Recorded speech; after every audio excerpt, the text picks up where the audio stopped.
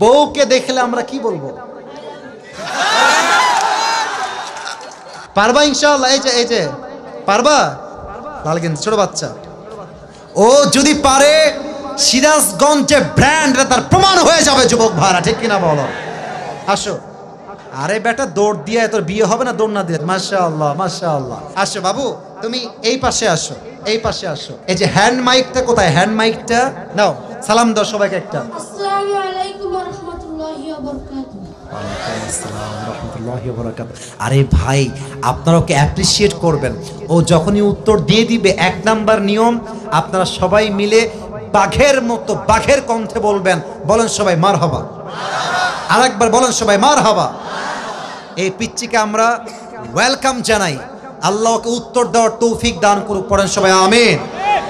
ওকে আমি খুব সহজভাবে প্রশ্ন করব, আশা রাখবো সে পারবে।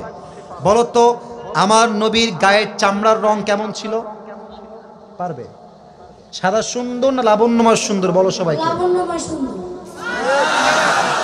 এবার বলো, আমার নবী কি দেখতে লম্বা ছিলেন, গুঠু ছিলেন, না মাঝারি গঠনের ছিলেন? মাঝারি গঠনের। আল্লাহ বলেন সবাই মারহাবা। এবার বলো, আমার নবীর চেহারায় দাড়ি কি ছোট ছিল না চাপ দাড়ি ছিল? চাপদারি। আপনারা বললেন ও পারবে, ওর গায়ের শক্তি বলছে সিরাজগঞ্জের যুবকরা, বাচ্চারা, এটা বাঘের বাচ্চা এরা। এবার তুমি একটু বুঝে শুনে উত্তর দাও। নবীর চুলের যে কাটিংটা ছিল, কাটিং এর নাম কি ছিল? পাপড়ি কাটিং।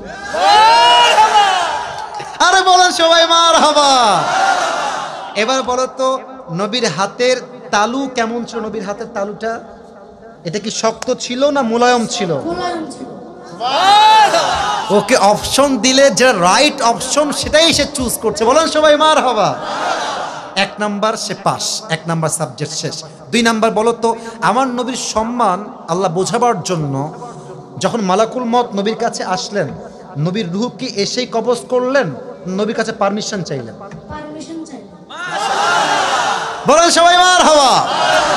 আচ্ছা বলো তো, নবীর আদর্শের ক্ষেত্রে নবী বাবা হিসেবে যখন ফাতেমাকে বিয়ে দিবেন, ফাতেমার কাছে এসে, এটা ওর জন্য বোঝা একটু কষ্টকর, তাই বোঝাবার স্বার্থে সহজ করছি।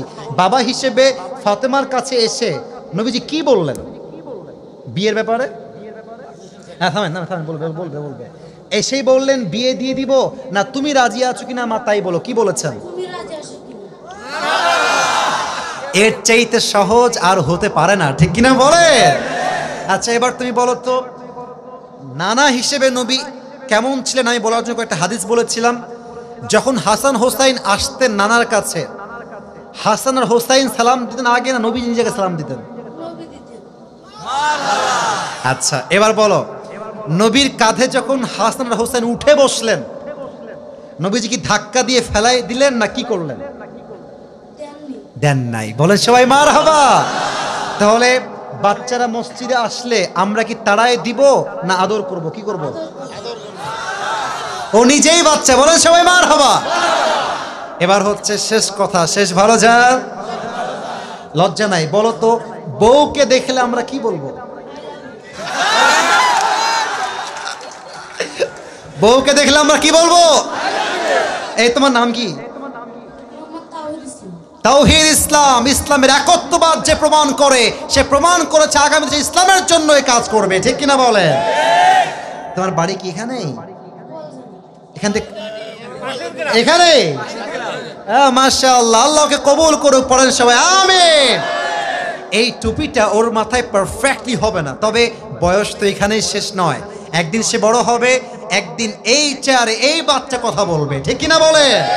আল্লাহ তাওহীদ ইসলামকে, আরে ভাই সিরাজগঞ্জের মানুষ যে আগেই বলেছিলাম সাহসী, ও কথা যখন বলেছে ওর মাঝে আমি সামান্য কোনো ভয় দেখতে পারি নাই, ঠিক কিনা বলে?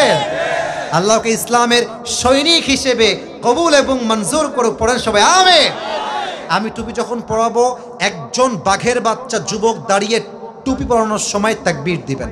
রেডি থাকেন, দেন তাকবীর দেন। কে আছেন?